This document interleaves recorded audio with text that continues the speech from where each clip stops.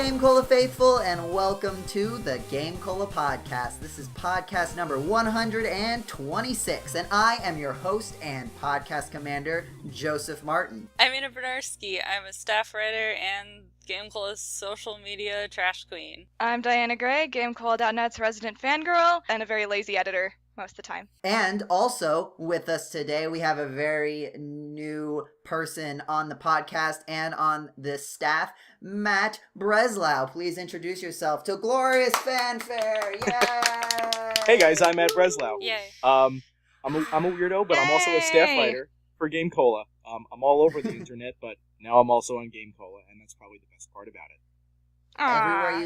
Everywhere you look on the internet, Matt's there. Yeah. You didn't know it before, but now you do. There Exclusive GameCola content right Do here. do yourselves a favor. Don't look for me. Except here. Look for him here. Look for him here. Yeah. Here's fine. And on Here's GameCola. fine. Look for GameCola and you'll find him. You don't need to look for him. He's everywhere. That's right. Duh. So in celebration of that, and in celebration of the fact that your first article here, unless I missed one, I don't think I did. Nope, that's the one. Is the review of Super Mario Party, which came out recently. Yeah. From the general consensus is finally a good Mario Party. Yeah, and I was surprised actually. I mean, I saw the Nintendo Direct when it first got announced, and I had to scoop my jaw up off the floor, but I was still hesitant to be happy, I guess, and that might sound cynical, but I was very disappointed with Mario Party 9 and 10, and I think everybody was. So Yes. I really needed to actually sit down and experience it firsthand to know for sure whether or not I was going to like it. But And then, as far as I can tell, you did. yes, I loved it, actually. Based on the review. Yeah, I mean, if you guys haven't read the review, please read that review. But yeah, I describe it pretty much to the best of my ability. At least I would hope so. And I loved it so much. I think it does a great job of bringing Mario Party to the modern day. I mean, I grew up with pretty much all of them. There's not a Mario Party that I haven't played, and this might be up there in my top 3 favorites. Ooh, that's awesome. There's not a single Mario Party that you haven't played, because there's some weird ones that I Yeah. also have not played, but they're out there. That's, I guess, how much I really enjoy Mario Party. I've tried out even the ones that I knew weren't going to be the best. Like there's like the DS ones, right? Yeah. Mhm. And the hand. Yeah, we don't the talk handheld about ones, I that. think. We don't talk about the dark times. But yeah, I'm definitely interested. I haven't had a chance to play it. I just got Mega Man, so that's kind of been eating my time. Wait, you like Mega Man? Yes, it's just fine. What? But You need to stop the entire podcast. What? But I'm definitely one for the GameCube era of Mario Party. I first started playing Mario Party with my friends. They had 4 and 5. I think it was 5 actually. Mm-hmm. We played a lot of 5, and then when I finally started getting Mario Parties of my own, I got 6, 7, 8, 9. Did not buy any after 9.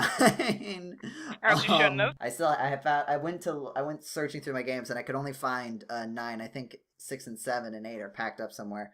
But it's got the stupid car on it. But I didn't like the car. But I did like Mario Party 4. I didn't really play the Nintendo 64 games. I played a little bit of them, but I've seen a lot of the coverage that I've seen is of people who like think of the Nintendo 64 as like the definitive Mario Party. And it's interesting to hear that perspective, but it's not exactly mine. But it's interesting because they did bring some stuff back from that. They brought back the hidden blocks. Yeah. You can Yep. like land on a space and a block just appears, and you might get a star from it. And also just so you know, they brought like the basic board game back. Like with Mario Party, you've got the board. It's just like a board game setup, and then you roll a die. And you go a certain number of spaces, and your goal is to get to a star on the board with a certain amount of coins to buy the star. And you get those coins by landing on certain spaces and winning mini games that happen after everyone takes their turn in a round. And of course, my favorite way of collecting any sort of coins or stars, screwing over your friends, which is probably the best part about the game. Yes. Yes. They brought back being mean to your friends. I'm so which was into that. something wholly absent from 9 and 10. It's really the only part of the game that mattered. Yeah. You couldn't be mean to your friends because everything was just kind of like, everybody gets some stars. It just kind of happens. There's no real strategy to it. but they brought back being mean to your friends. They brought back strategy with the new dice. That's really cool. Yeah, I really enjoyed the new dice. And to be honest, it's probably one of my favorite parts of the game. It feels like you're actually making a choice every single turn. Because, like, there's certain rounds of old Mario Party where, like, you roll a dice block, you move, and, like, that's it. And you're like, well, why did I even need to play this turn? Yeah. Why didn't it just happen automatically for me? But now you've always got some kind of choice. You always can micromanage a certain extent. It's a little bit random at the beginning, but like as you collect items and dice blocks from landing on spaces, you can land on spaces and you get allies, which basically means that they'll roll a small dice block with you, and then also you get access to their dice block also. Mm-hmm. Which is fantastic. So that's cool. Yeah, but there's just a lot of cool stuff in there. I would say you've probably heard a lot of coverage of Mario Party. You should definitely check out the review on GameCola if you want more details. But I wanted to talk to you guys more about your experiences with the Mario Party franchise in general. So, real quick, what was the very first Mario Party game that you ever played? Mario Party 1 was my first, way back in the day. What is a Mario Party? What is a Mario Party? Is that what you just said? Yeah. No, I've played it before. It's just like, I think the first one I ever played was 8, like at Coley's house.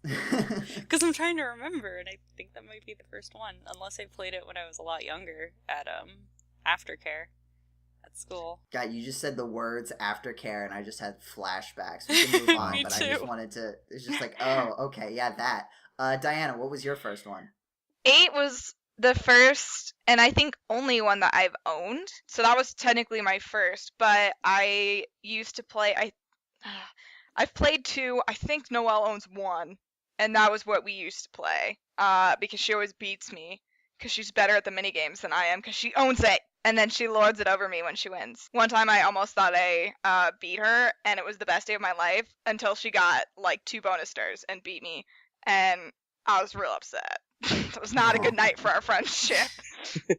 You don't play Mario Party to save the friendship. You play Mario Party because there's a little part of you right in the back of your mind that really, really hates everybody else. Yeah, it's true. In our friend group, we have one friend who doesn't really play it with us very often, my best friend, and then Coley, and the two of them will get really into it, and they're like, we're gonna play 99 turns, and I'm like, No. I want to do something else tonight. I once tried to play a 50-turn game, and I would absolutely do it, but I cannot find a single person. I love Mario My Party, sisters but I wanted can't to do that once, and I was like, guys, we're not going to be able to live with each other. Everyone I play with always even struggles with just 20. Yep, 20, sometimes 20 is 30 already a if you lot. have the right group of people. I don't think I could go above that. We usually do 20. Yeah, I think the rounds are. Well, actually, no. I guess they're kind of longer in Super Mario Party because there's all this like extra. Well, yeah. I mean, animations and honestly, stuff. the game kind of crawls along, and I think that's because something you actually said. They put a lot of care into the animations and making sure the graphics look really stunning, and they absolutely do. And I'm a big fan. But because of that, and also they want to make sure that newcomers can come into the series and pick it up pretty easily. All of the text scrolling is very slow, so it's easier to read, and everything just takes a long time to do. Even though the boards are smaller and the mini games are faster, I feel like this Mario Party takes longer to play for that reason. Yeah. I mean, that's definitely. I've only watched gameplay so far, but that's definitely been my impression of like things. Just all those extra frames of animation just add up after a while. Yeah, they really do. And they try to streamline it a bit. Like you've got like your basic menu, and like you can just click a directional button instead of selecting from the menu. But like it still just like adds up over time. All right, so we've got 1, 8, and 8. All right, and then 5 for me. So okay, new question for those who have played more than one of the Mario parts. Which one is your favorite? For me, I would say I like the boards of 7 a lot, of Mario Party 7, because like there's cool stuff with them, but they didn't like Mario Party 6 has like this theme going on where you've got like every 3 turns it goes from day to night and then night to day, which is like interesting, but like every single board has that mechanic and it gets a little stale after a while. Really? In Mario Party 7, it just has Bowser time happens after I think like 5-ish turns. It's 5. And yeah, and it just happens. But like there's some like consistent things throughout each board, but like a lot of them are just board specific, and they're not really connected to any greater theme. It's just like something interesting happens every 5 turns. Usually it's more like something interesting happens every 10 turns, because one of them is usually just, oh, everybody lost 10 coins. Because you get to take a picture. Right. And then you don't. I think it's funny that sometimes you get the picture and sometimes you don't. Get the picture. And sometimes Bowser's in it, which is my favorite. When he like jumps out in front and he's like, "Oh no, I got in the way," and I'm like, "You did that on purpose." Yeah, okay. It doesn't serve any Sure. mechanical purpose. No, it doesn't. But like, there's a lot of variation built into that one little bit.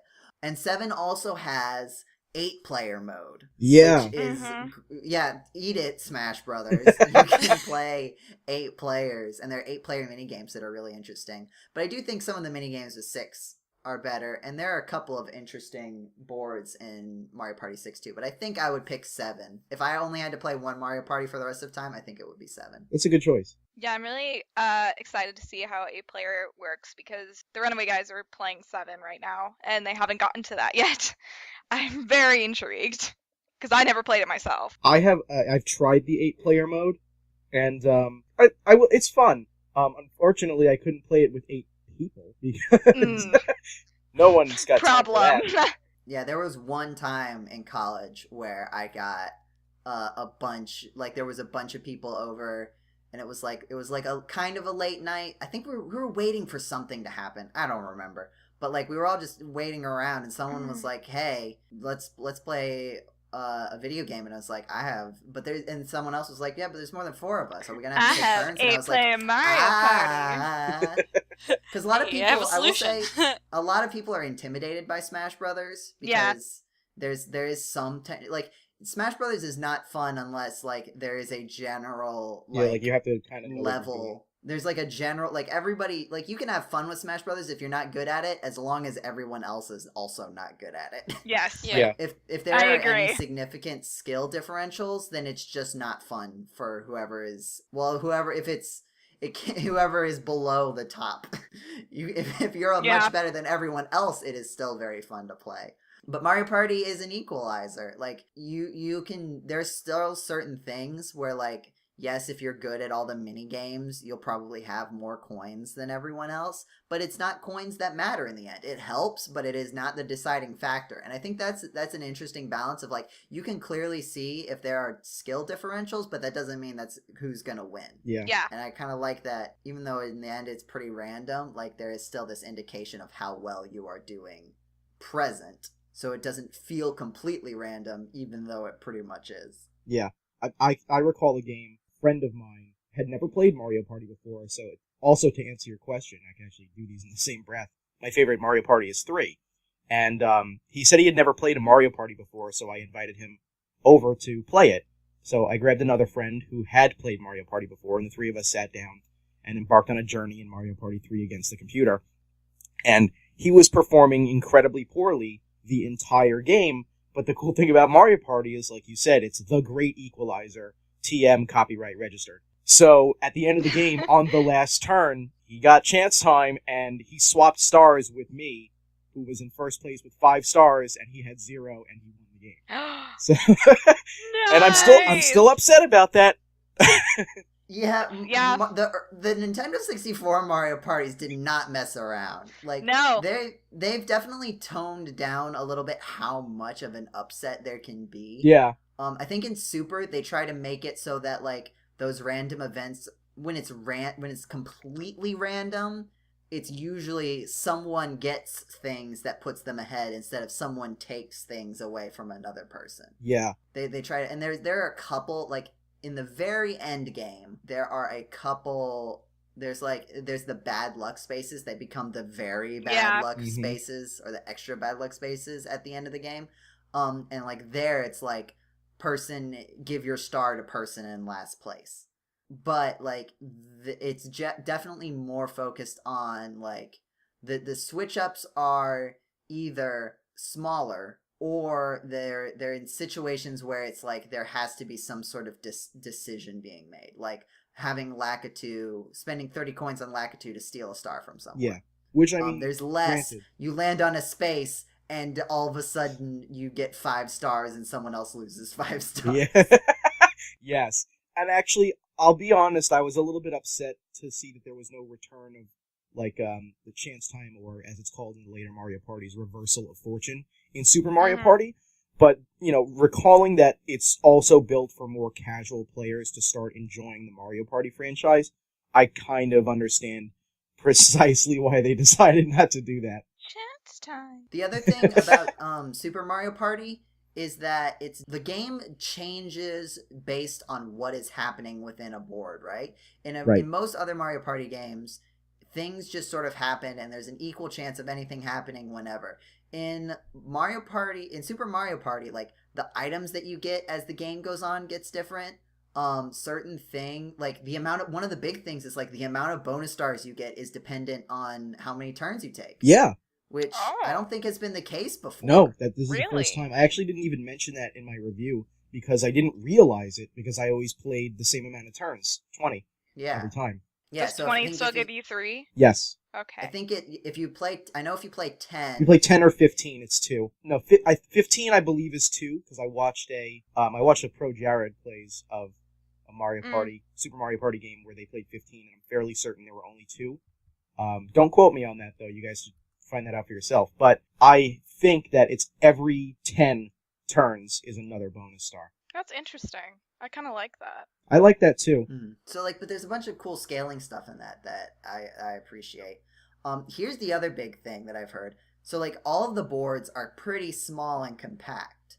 And apparently this is because of the 2-player, team mode that's built into the game. Yes. There's basically a mode where you and another person are on a team. You each roll dice blocks, and you move anywhere on the board that you want, but the number of spaces that you rolled. And so it's all about positioning and stuff, and it's the same board that you play on. And I saw some people talking about how it was interesting that it seemed like that was the original game mode, because all the boards are sort of designed around that concept.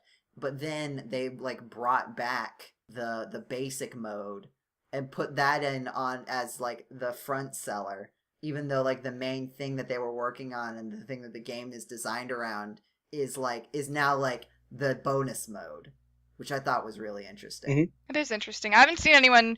I don't have it yet either. I've only watched a couple playthroughs of boards because I wanted to see what the boards looked like before I committed to it. And I haven't seen anyone tackle the team play yet, but I've really liked I liked the mini games that I've seen so far, so I probably will have to get it at some point because my sisters will want it. Yeah, they're all a lot of fun. Actually, one thing I've noticed about the mini games, since you brought it up, I've noticed that when you first start the game, obviously, as with any Mario Party, a lot of them are not unlocked yet, and they're represented by, the triple question mark in the menu when they scroll through the roulette. But I think the game incentivizes unlocking mini games as soon as possible, because more often than not, the roulette wheel will stop on a game you haven't yet unlocked, and I actually really like that. Yeah, it's I think there's a balance of it, because you want people, if people want to play mini games, I think it would be interesting to look and see which ones are the ones that start out unlocked. Yeah, that is interesting.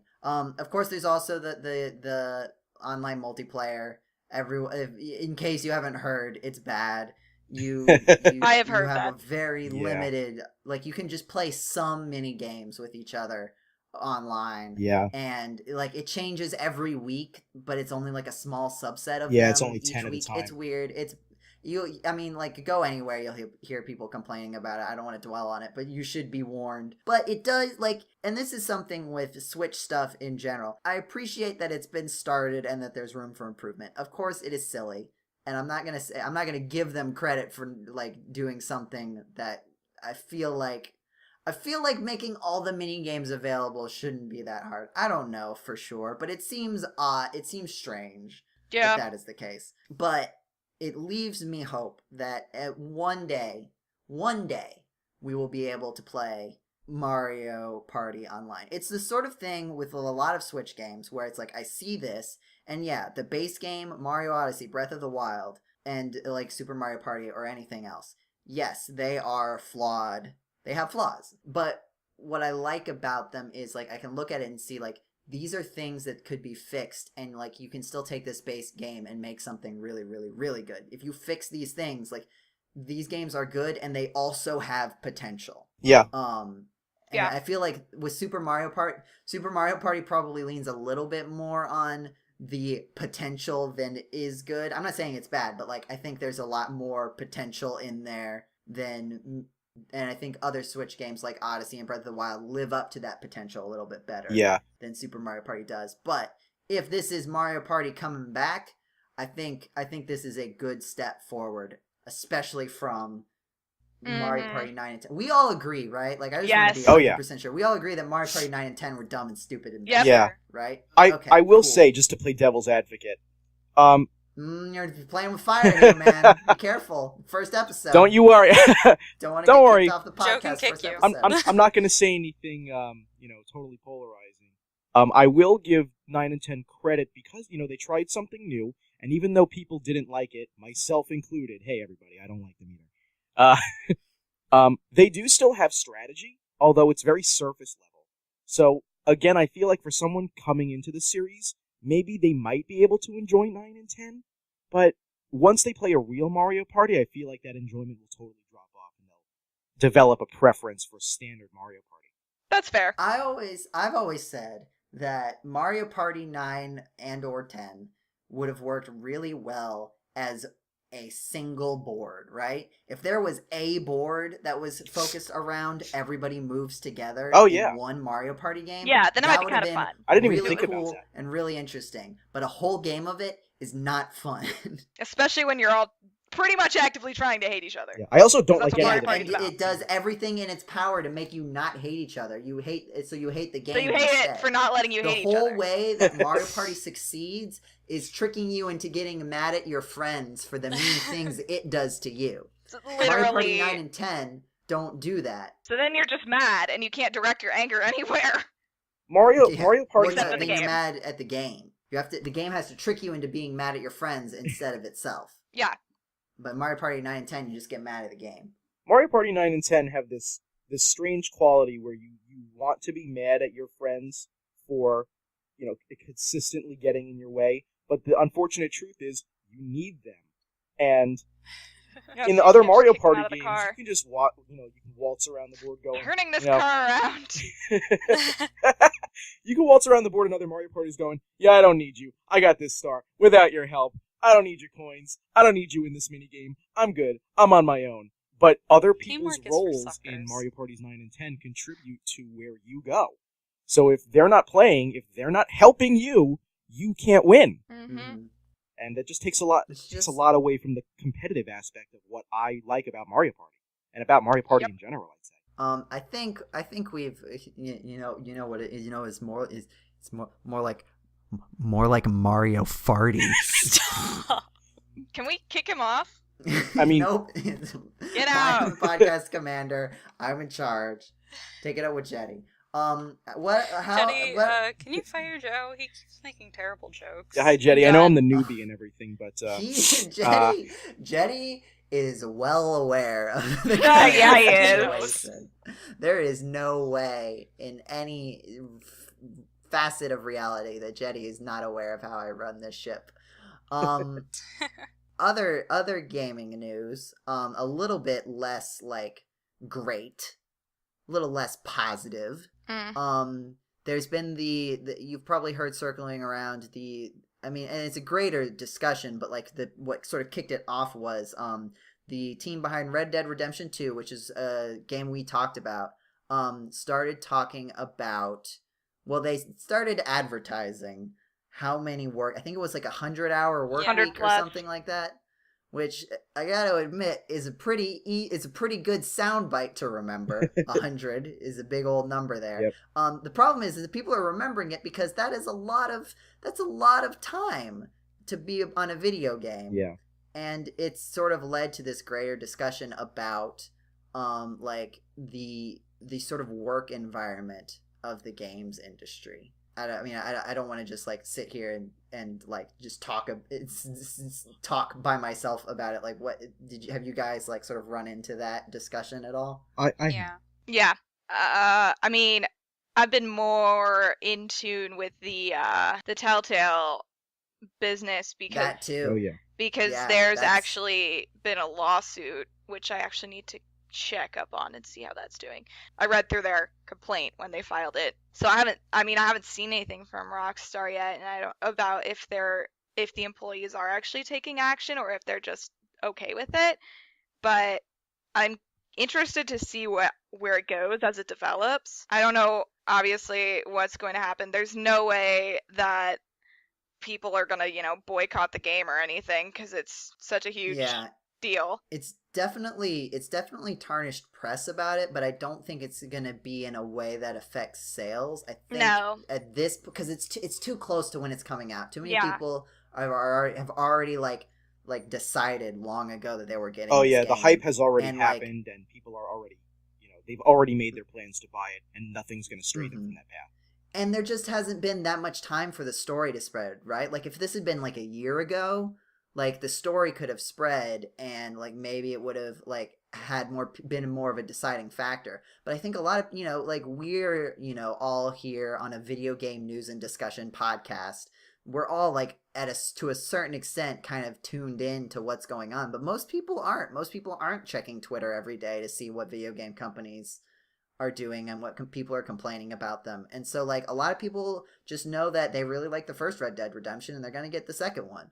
I haven't played either, so I can't really like, the fact that I'm not getting it is not really a moral statement either way because I wasn't going to get it anyway. Yeah, I'm right there with Exactly. Same. I will say just to check up because for people who aren't familiar with it, what's the Telltale situation, especially because you've looked. Yeah. It hasn't been updated since end of September. It's been about a month, which isn't surprising given the legal system. But I read an article about Telltale being hit with a lawsuit, class action for breaking labor laws because they didn't give proper notice for the laying off of all those employees.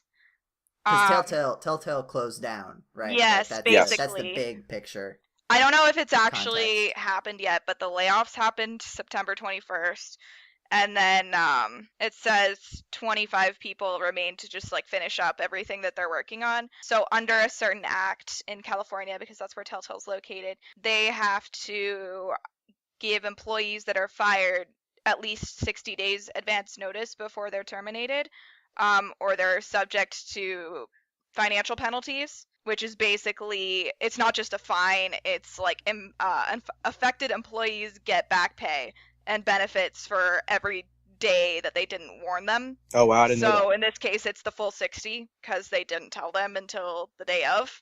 So if the plaintiffs win the lawsuit, that's what they'll get. I think most of the employees, if not all of them, are involved because it's a class action. Sorry, I'm looking over the. That's what class action. I mean, means, I learned it just recently. means that there's more than one. It doesn't necessarily mean that they're all right involved. I'm looking over the complaint right now. I mean, based on for further context, listeners, Diana knows things about the law. I think that's a succinct version, not just from playing Ace Attorney, like actual real world law stuff. I'm only a 1L. Don't flatter me too much. It's more L's, Okay, more L's than see, me. I'm you would probably say, oh, and I'm a 0L. I'm like a negative 12L.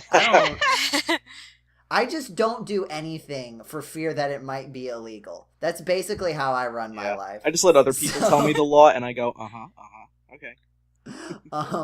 But so like I guess, and again, I understand L1. Well, even though I just learned that term today, I think I can get the context of it. It's 1L. It's 1L. Yeah, sure. So I guess you didn't learn it. A single L. Yeah. But how many W's? How many wins? You've only had one loss the entire time. Jetty. Jetty. No, but how how do you see? I mean, obviously it's going to take a while because that's just the legal process. But how do you see this Telltale situation developing? Like, do you think that it like people are going to get compensated? Because like I guess my concern as a complete layperson would be like, yeah, it's all well and good that like, oh, they didn't do it and that's bad and they need to get the money for it. But like, if they went out of business, quote unquote, like they probably don't have money. And I don't know what happens if they don't have the money to like pay the people. Like, Yeah. what happens? That's where things are going to get tricky, because based on what I'm reading here, the act in particular that they're accused of violating, the one that requires you to give 60 days notice, it has a exception in some states in like business circumstances. So like if it was something that couldn't be avoided, I would assume that's what that exception says. But the California counterpart to that act doesn't have that clause. So unless they're able to pull an amazing attorney out that can successfully argue that that clause should apply to them, even though it's not generally applied in California, then they might be okay.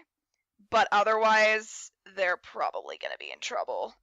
They're going to have to pay all of the employees that they fired that are part of the lawsuit 60 days back pay and benefits, because right now they were only getting benefits for a month, so that should have expired by now, actually. So but like, where is that? Like, I guess if you're in a situation, right, where you didn't pay people, and then you also you also lost all your money, so like you should have paid them, but then also you spent money on things that you shouldn't have because you should have been paying people instead, or saving that money to pay people instead. But now you don't have that money anymore. What happens? Like, where does the money come from? I would assume that they are going to have to just file for bankruptcy and see what they can get if they really don't have the money. It looks like it's because someone pulled out funding. That's why all of this happened. Like, and so they're... Hang on, I'm seeing if there's an update on... Oh no, that's just about the class action. Complaints... The complaint seeking a judgment that they pay wages, salaries, 401k, like all of that stuff that they would have gotten during those 60 days. So basically, if they can't pay it, they're gonna be in trouble, and they're probably... I mean, I'm guessing, I haven't taken like workers' comp or anything yet. I'm only on my basic like legal studies, but I would assume they're gonna have to come up with the money somehow. So probably bankruptcy. So that's the only thing, but it's still really early on. We're gonna see what Telltale manages to come up with. I would assume they hopefully have a plan or a really good attorney. Those are their only two options right now. This is something that I kind of, I didn't even realize it was happening until I noticed like a thumbnail in the sidebar of the related videos on YouTube that was like, how Telltale shut down in less than a week. And I was like, excuse me? It was scary. I'm honestly surprised they got the class action filed that quickly. Yeah. I mean, it's good that they did, because I don't know how long statute of limitations is on workers' comp, or if there is one. But I'm honestly surprised they got it all together that fast. But I'm sure there are actually a lot of attorneys in the gaming community that kind of jump on this stuff. Mm-hmm. So I'm sure they had people reaching out to them like immediately, offering aid. It's an interesting situation, and I'm keeping my eye on it to see where it goes. I'm curious if anything else like this has ever happened. I mean, there have been numerous lawsuits. Not that I found in my research. If you're talking specifically in the gaming community, not that I found, but I haven't done that deep of a dive. Yeah. So, because I mean, I'm very familiar with a lot of game history, and there are a lot of interesting lawsuits. But I think this is the first I've heard of something of this caliber, where all of the employees are turning on the company. Yeah. It's the first I've heard too, and I've done some research on lawsuits of this kind. And for something related to pay and not like workplace environment, because there's been a lot of that. Let's be real. We've actually talked about it on the podcast before. Yeah, actually, speaking of that, I actually want to correct something that I said on the episode where we talked about that. I was thinking about it the other day because I did a little bit more research on it after I listened to that episode. Which was fairly recently because I am super behind on everything. Just to be clear, that the topic that we were talking about was it was around the time of Detroit Become Human and David Cage and what is this place? What is this thing called? Quantic. I didn't do Quantic Dream. Quantic Dream. Yeah, I usually you look behind the curtain. I usually get familiar with the terms for the purpose of the podcast and then immediately forget everything. But yeah, so just that's context if you haven't listened to that episode. When I was talking about it, I did this research like 2 weeks ago, so I don't actually remember exactly what I said. But when I was talking about past lawsuits, I forget if it's not the first time that it's been brought up, like the workplace harassment has been brought up against Quantic Dream, but it is the first time that an employee has won, I think. Mhm. If that's what I said, then it's the opposite. Because Okay, I was wait. listening to it and I was like, wait, I said something wrong here. Okay, hold on. Say what is the correct I'm thing that Googling happened? it again. I should have bookmarked it. Dream. Let's say that, because as much as I would like to refer people back to the original I know, podcast, I don't know what I said either. David Cage's David Traveling Cage. Octopus. Traveling. Search that. Yeah. We talked about Octopath Traveler too, and the octopus. we don't usually get super meta about it. Like I do not have a process for naming the podcast. I usually try to come up, like, immediately after I try to come up with some kind of joke, and if that fails, I listen to it again and try to come up with some kind of joke that is both like humorous and also descriptive. And it's a difficult balance to reach. Something that, like, you can tell what the podcast is going to be about without it just being a list of topics in the title. I was hanging with Nathaniel once, actually, and he was doing these stream archives, and he was putting one of his videos up on YouTube to archive it, and it was a Crystallis video, of course. And I remember the two of us spent like a full hour just brainstorming a punny title for the video because we couldn't really glean anything out of the material in the video itself. So that was a lot of fun trying to be funny on purpose with no one else around. It's a lot of work. Mm-hmm. When I'm late at night, like, drawing a little smiley face on Mario's nose, and I'm like, yes, this is perfect. I've reached the pinnacle of humor. I found There's it. nothing else. Okay, let me fix what I said before, because I'm pretty sure I said this incorrectly on the podcast. So suits have been brought against Quantic Dream for workplace environment violations before, but it's the first time that an employee won. Okay. Was this past one. I wanted to make because that's kind of awkward to get wrong, and I'm pretty sure I did. So I think I misread the article when I was researching during the podcast, as I do often. Well, it's fixed now. Okay. So yeah, just wanted to fix that. Sorry for derailing your That's fine. Red Dead Redemption discussion into Telltale, but I knew more about that. This topic of games, of, like, you know, sort of the more industry stuff, is something that we don't get into as much. But, like, these days, like, you know, before you might be in a situation back in the day where, like, you need, like, contacts, like, you know, within the industry to get this kind of information. But nowadays, it's just like, you know, you've got Twitters and employees are sort of there, and a lot of stuff is a lot more public. Now you just need people to break it down. That's what I'm here for. Right. So yes, exactly. Even though Thank I know you, nothing Diana, about this. for gracing us with your presence. Oh, you're welcome. I do what I can. But I'm a yeah, hero. it's something that it's like a category of it that I think us in this time period are uniquely positioned to talk about as this sort of, like, independent, free time website podcast. Like, there's no way that we could do something like this like 10 years ago. Oh yeah. We would not know what was going on with this sort of thing, even if Diana was as good at law back then as she is now. Not good at law. So moving on. You better be. I'm working on get it. There soon. It's a work in progress. I've been in law school for like 2 months. Yeah, you haven't learned all law in 2 months, Come on. Diana? I'm not And Miles how long Edgeworth. have you been playing Ace Attorney, Diana? You know, Ace Attorney, the most accurate. Okay, accurate. but one of my sub goals on Twitch is actually playing through the entire series in chronological order and saying everything that's wrong. Good. It's gonna be an adventure. just a big screenshot of each of the game, like, boxes, and it just says all. What's wrong with this all? There's actually a pretty funny video where a lawyer, like a real lawyer, watches the first episode of the anime and says everything that's wrong. It's pretty funny. Much everything. It's pretty much everything. I didn't watch it for a long time because I was really mad that I didn't get to do it first, but it's pretty good. I liked it. You should look it up. My other favorite thing related to that is like it's like a screenshot with subtitles. It's two screenshots with subtitles that I think are from the TV show Parks and Recreation, where it's like Phoenix talking to what's the name of his like mentor Mia? in the first Mia. Oh my god. It's like Phoenix talking to Mia, and he says something like, you know, sometimes you just gotta not think and go with your gut. And Mia says, so you admit that you weren't thinking. And it cuts to another shot of the parrot at the testimony stand. And Phoenix says, yes, I cannot stress how much I was not thinking.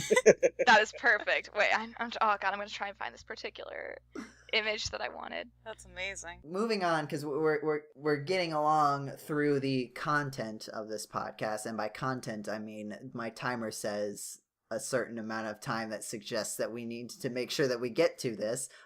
We have a fan question. Hooray! Yeah! Hooray! This one was actually submitted to the GameCola Discord. You can Whoa. find an invite link to the GameCola Discord in the social media channels. I'm talking to Jetty about seeing if we can figure out a way to get it put on the website, like social media things. You can usually find it in most podcast articles too. Like it's one of the links in there. Come have fun with us. It's a party. But yeah, so this question was submitted through there by GameCola superfan Kue Kuatsu. One Yes. time he posted how to say his name, but that was Yeah. like well over Yeah. a year ago. But I don't remember. I'm sorry. It's not his actual name, No. so I don't feel that bad for not being able to say it particularly elegantly.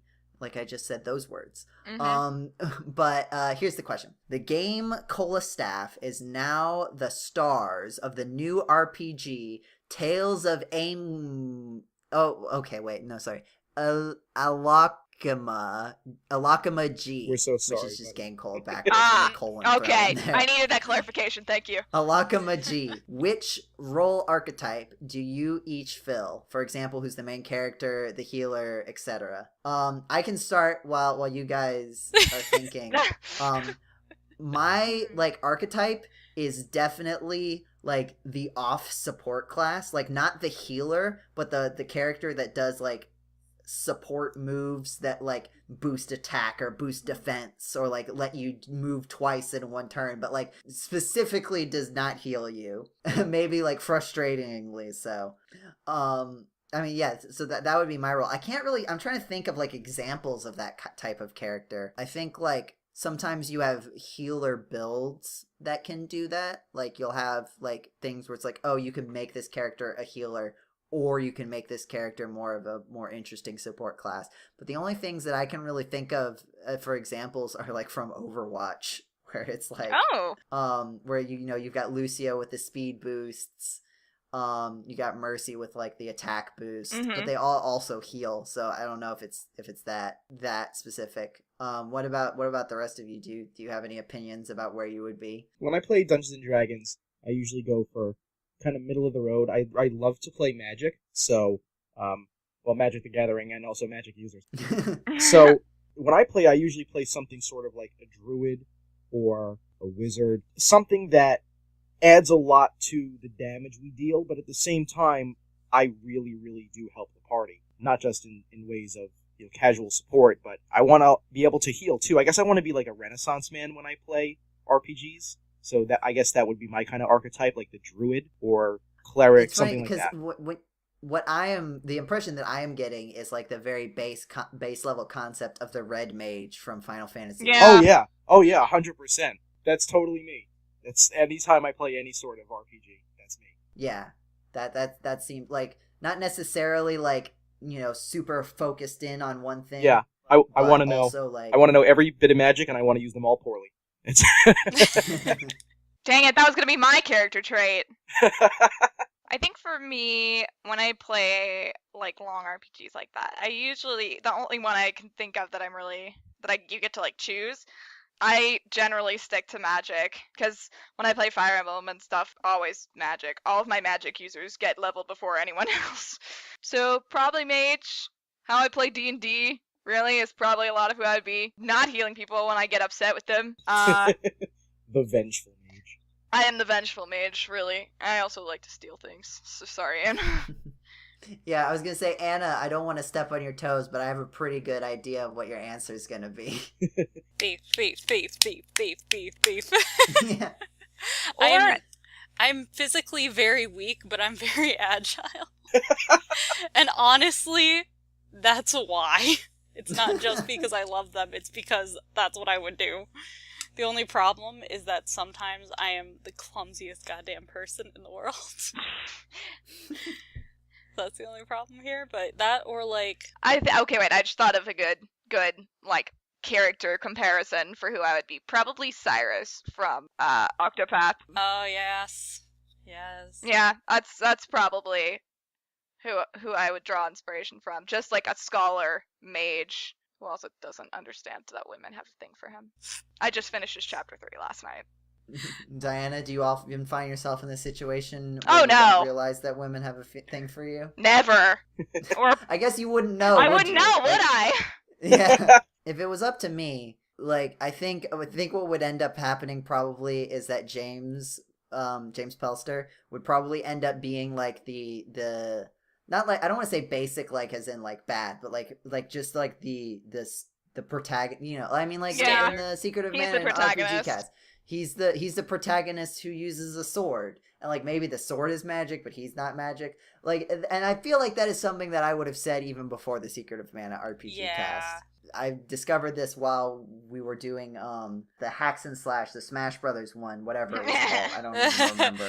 But the Smash Brothers, like James is very good at doing that like everyman protagonist Yep. like character. Yeah. So I feel like if anybody needs to be like the front man, It's James. that, I demand that someone yeah. draw this now, by the way. Let's see. I have the, I Can you found please the, quote Post I it, was post it, looking post it. for. I believe this is a chapter 2 Cyrus quote. Oh, woe is me, doomed to never realize the full depth of my good looks and charisma. That's me. That's me. That Right was my there. favorite line, and I haven't played that much since. So God, I'm I just love like, that man. Oh, God. And just Of his course friend he's my makes fun type. of him for it, too. It's great. She's just like, really? I don't know how it would work in like a real RPG game, but I would love to somehow incorporate the dynamic from the Nancy Drew RPG Oh my cast with Nathaniel, Yeah. Paul, Yes. and the Mike Michaels. Ridgway. But Mike Ridgway, like that dynamic of Paul and Michael as Frank and Joe Hardy vying for Nancy Drew Nathaniel's attention was the best thing Yeah. I've ever listened to. That was amazing. And I don't know how it would function I mean- as classes. It would definitely be like the Shakespearean like side character, like not main plot. Like it would be like. It would be like in the RPG. Someone it needs would to be write like this now. the characters like off to the side who are like having another conversation to sort of like break up the pacing. Yeah. But like, and I don't know what classes they would be. Okay, but remember the time, Joe, when we did the Nancy Drew thing and you, like, got bit by snakes and shot, and what else? What happened to you in the swamp when I just, like, ditched drowned you? in a swamp. You and drowned just in a ran swamp. away. And I was just like, bye! And I Even left. though you had two characters. I did. Well, only one of them was there. Yeah, but like one of them could have died and you could have still had a character. I only had the one. Every man for himself. And And then I had to go back for you, because you were incapable of going by yourself. I remember that. It was funny. Gosh, you're so vengeful. I remember I I was really helping am. Michael test that, and he was just, It's so and much fun. I was still new to D&D-esque, So was like, I. adding to skills, like, adding to rolls and everything, and I was like, wait, I could do this? And he's like, yeah, and I was like, what? He's like, would that roll have saved someone? I'm like, yeah, Michael, it would have. Ah, I was so I mad. want to do another D&D cast. I gotta get back into that. I bought new dice, dang it! I need to use RPGs them. are fun. RPGs are fun. Yeah, RPGs are fun. This was a good RPG planning session. Someone needs to write this now. That's what the P in RPG stands for. It stands for fun. I demand that we get some form of content for this RPG that we've just come up with. Maybe we can do it once we finish the Secret of Mana RPG cast in like a year and a half. Yeah, that's gonna take a while. Hashtag Harper has a six-pack. Hey guys, I have a question for you. Okay. What? I don't take some time to think about it because I don't want to catch you off guard. Okay. But I was just wondering, again, in your personal experience, Jesus. what video games have you played in recent times? Oh God, what's a video game? I don't actually play The video Oxford English Dictionary No. defines a videos game The video as game? a piece of media which one plays upon a screen. Ooh. You put the console into the television. Not and it always. You could have a provides handheld endless console. entertainment due to your commands. You could have a handheld console. This is me, the presenter of everything in the Oxford English Dictionary. This is what I've sounded like the Boo. entire time. If you have not been reading the dictionary, as I know you all do, I don't know. with this particular voice, you have been doing it incorrectly. I've been to Dang. OED.com a million times because I'm just that kind of dork, and I've never met you before. 23 years. Alright, who wants to go first? Not it. I'll go first. Okay, Anna's going first. So, I've been playing just a lot of games on my Switch recently. I got Undertale, and I played it through for the first time by myself, Fun. instead of watching a playthrough. I love it so much. Oh, yeah. It's a good game. I had a 9-year-old judge every single game on my Switch, because he's 9. He doesn't know any of these games. Had he played No. them before? He only plays Fortnite. Ah. Because he's 9. So what was the ruling? What were the rulings? I don't know. He was just like, he kept saying that's sad, and I'm like, what do you mean? Probably that you don't have Fortnite. What does this mean? Like, whenever I would open up a game, he'd be like, that's sad. Like, I would start playing it, and he'd be like, that's sad. I'm like, what are you talking about? And then we took turns being really bad at the original Legend of Zelda. I mean, Mm. if you were showing him Undertale, that that could maybe... That is sad. No, like, I like, showed him Stardew Valley. Oh, that's not sad. No, exactly. I was just like, sometimes the beginning is it's nice kinda to sad. relax. And I'm just like, oh, you just farm, and he's like, that's sad. I'm like, Aw. I showed Wow, Stardew Valley okay. to my 13-year-old cousin, and he was like, "Oh, it's like Minecraft if you're lazy." I was like, "You take that back." ouch. Boo. But I also got back into Ace Attorney, so I'm playing through the first game again on my phone. What other game? I've also been like trying to play a lot of games on my phone and my iPad recently. Reigns Her Majesty is another one I've been playing a lot, and it's a lot of fun. I keep getting killed because the church doesn't like me, or because the people Relatable. like me too much. I think I was gonna start playing that one time and I didn't. I probably should. Definitely should. It's a lot of fun. Especially since you can get it on your phone, it's nice to just kind of pull out and play. If you're Yeah, I bored. have way too many phone games right now though. Oh yeah. Because I'm still playing Heroes, Fire Emblem Heroes. I'm still playing Love Nikki Dressed Up Queen. Damn it. I can't get to level 4. I can't get to it, and I'm like, I guess I'm Dude, not playing ever again. Talk to me afterwards. I have a killer website for you that'll help. If you put your whole wardrobe in, it calculates it all for you, and it tells you what the best clothes are. Why don't you share it with the people listening? I'm It's sure that there are called people... Love Nikki Info. I think. Hang on, I have it bookmarked. So I'm sure there are listeners who would be very Nikki, excited to get that LN information. .nikki's.info. If you Google Nikki's info, it'll go, and then you can either, if you have an Android, you can like import your wardrobe in somehow. But I had to do mine manually because I have an iPhone and it sucked a lot. But it was worth it because now I don't have to exert any effort. I just do the clothes, and it's great. So I've been playing that. Can I ask a short question about Yeah, Love Nikki? yeah. What's up? How did it spread? Because I know so many people in completely independent circles playing play this, it. what I would have originally assumed to be a solid but also very niche. Not niche as in like niche appeal, but niche as in like niche accessibility and like word of mouth. But like so many people play this game in completely separate social circles, and I'm very interested to see how this game sprung into existence. Well, one of my friends told me about it. Facebook kept telling me about it, like, hey, you know this game? I'm like, yeah, I keep seeing it. It's just like, hey, want to play this game? I'm like, not really. And then I kept seeing it. I'm like, I guess I'll try it. I like dress up games. But like, you didn't even know that other people were playing it? No. So they just had this huge marketing push, I guess, at some point. They have a huge marketing campaign. I see it on Tumblr a lot. That would make sense. I don't spend that much time on Tumblr, and those ads are probably not suggested to me. I've seen it like once on YouTube. Like once it had a YouTube ad, and I was like, "Hey, I played that." But I had a friend like tweet about it one time, and oh no, I think we were talking, and she was like, "This game is really fun. You should play it." And I'm like, "Am I gonna get addicted to it?" And she's like, "It'll be fine." And then like the next day, I texted her, and I was like, "Why have you done this to me? Like, I'm obsessed with this stupid game." And she's like, "It's fine." Win.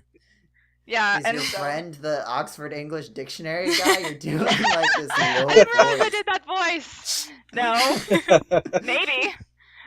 He's a friend to us all. But It's me, Diana. It was me. I love Nikki. you just said you didn't play an Oxford English Dictionary guy. No, that was Joseph, a That's completely true. separate person You got from me. me right now. It's me on the podcast. It's good to see you again, Diana. All right, go. How's I Love Nikki Dress Up the game? It's great. My favorite one. I hate you. I And then guess we're not friends anymore.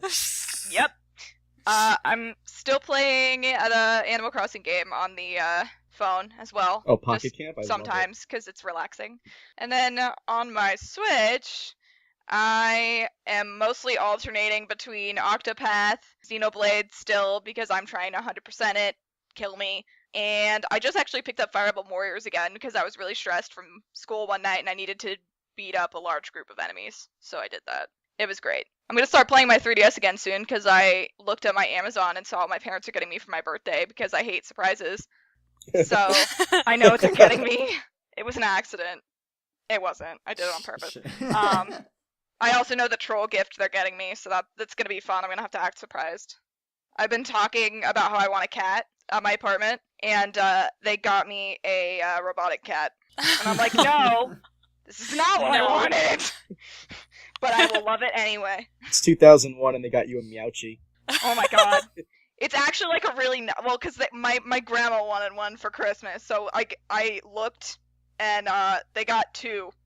And so I know that means one is for me. I thought they just got you one, and with the hope that you would just re-gift it That to was the gift to my grandma. No, they bought two, and one is the color that I know she wanted, and then there's another one. And I was like, That would be some pretty intense strategizing. I know. Like hitting two, like, that's two gifts for the price of The one. problem is, though, if they gave it to me, I would probably keep it, because I want a cat, and if this is the closest I'm gonna get, it's the closest I'm gonna get, apparently. This is my Now, life. Diana, Yes. cats are a lot of responsibility. Oh my god, you sound like my mother. I know, but listen, I don't do anything besides go to school and come home and study. And wish you had a cat. And wish I had a cat. And sometimes play video games. Okay, I've taken up enough time talking about Matt, what games I play and also other things. So, someone else can your talk. desire for a cat. I want Matt, a what have you been playing recently? So, I'm a masochist when it comes to video games. I'm a completionist. And most games, when I pick them up is when I complete them. But one series that I put off completing because it's always so grueling and takes forever is the Pokemon series.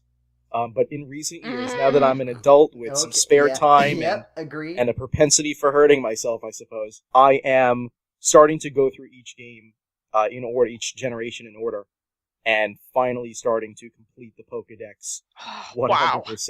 It sucks. I love it though. In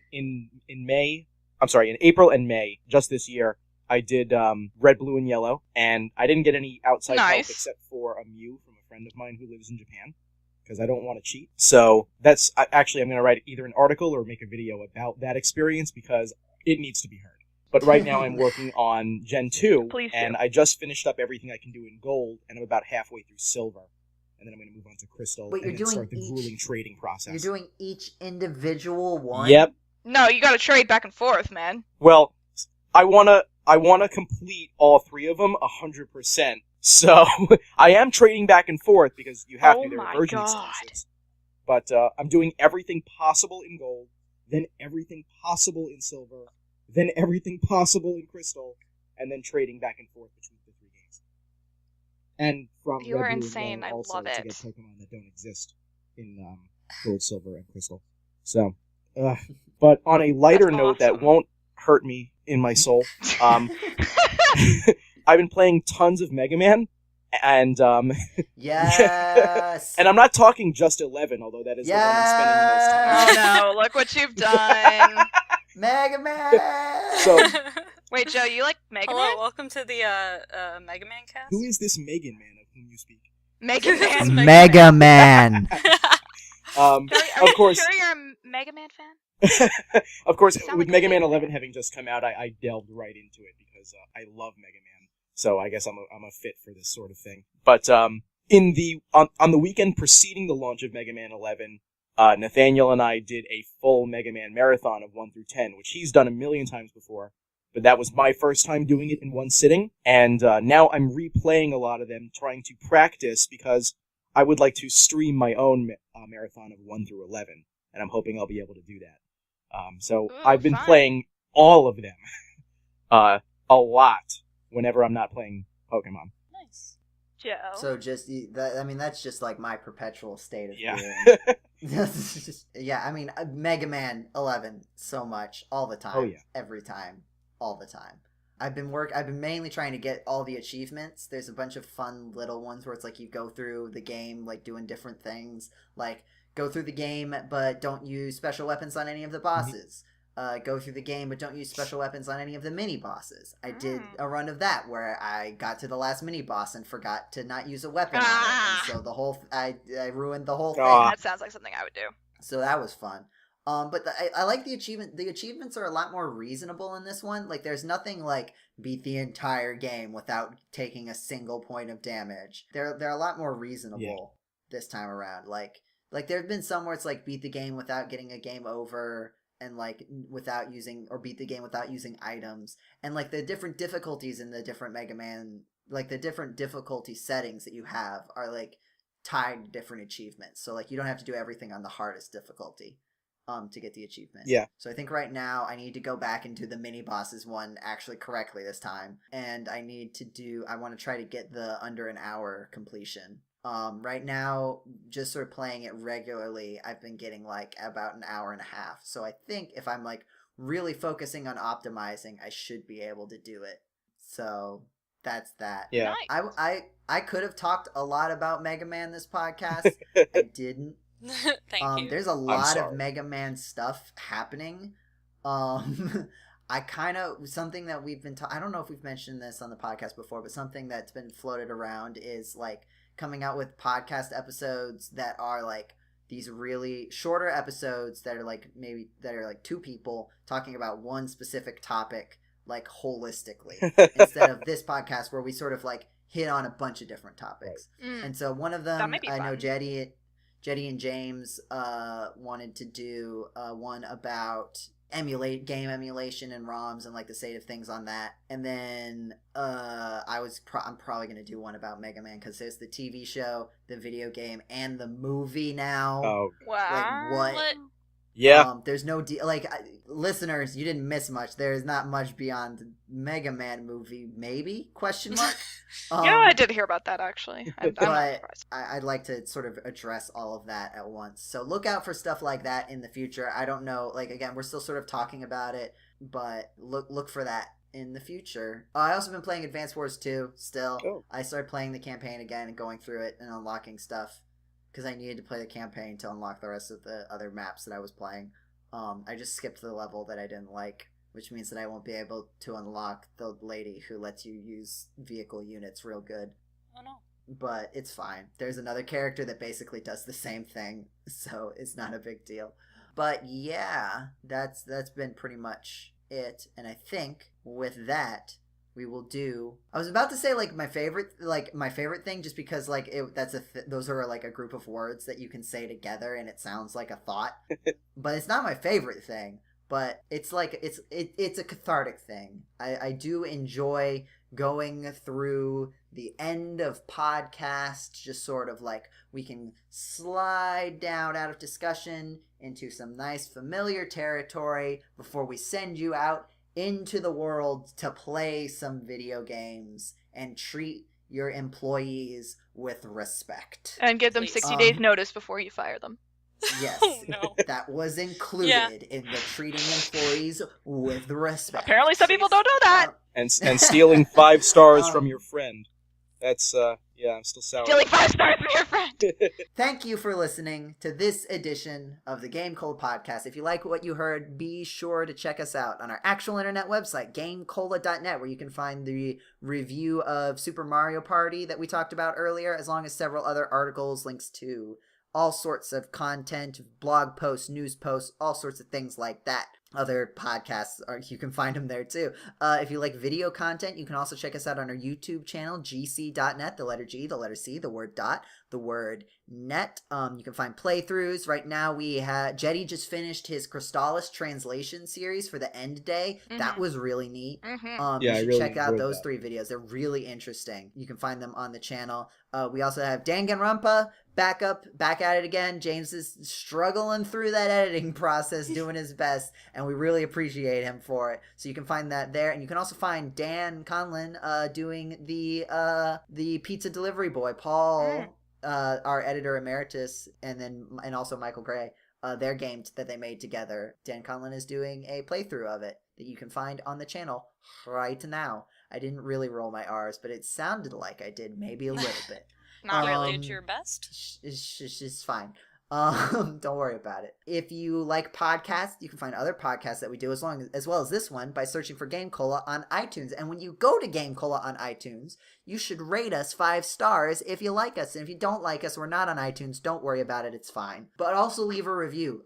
Rating and reviews actually really boost podcast visibility on iTunes, and it lets people know hey, this is a podcast worth looking into. So we'd really appreciate that. And check out some of the other shows that we've done, like Hacks and Slash, the video game fan fiction of questionable quality readings that we do, and the Secret of Mana RPG cast, where myself, Anna, James, and Jetty go through a tabletop RPGized version of Secret of Mana. That's been really fun.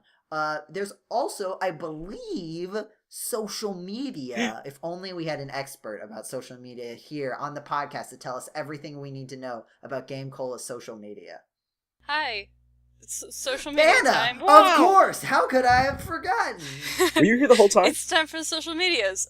We have a Facebook. It's GameCola. We have Twitter. It's @GameCola. We have a Discord. You can find that on our places.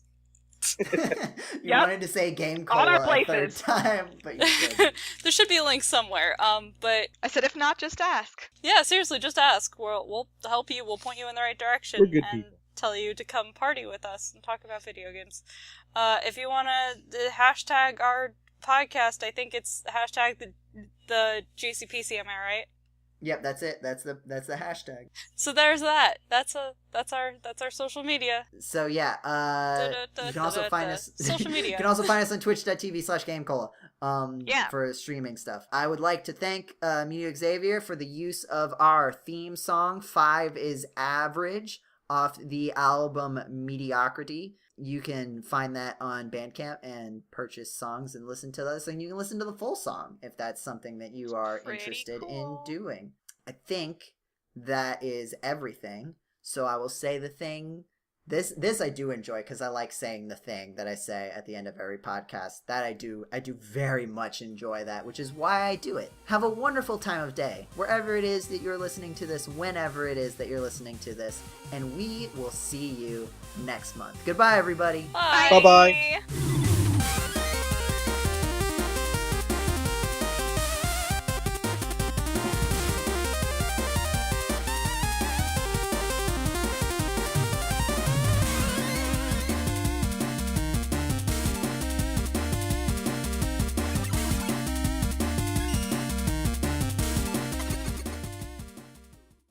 No post show today. Instead, if you live in America, I just wanted to say, remember to vote.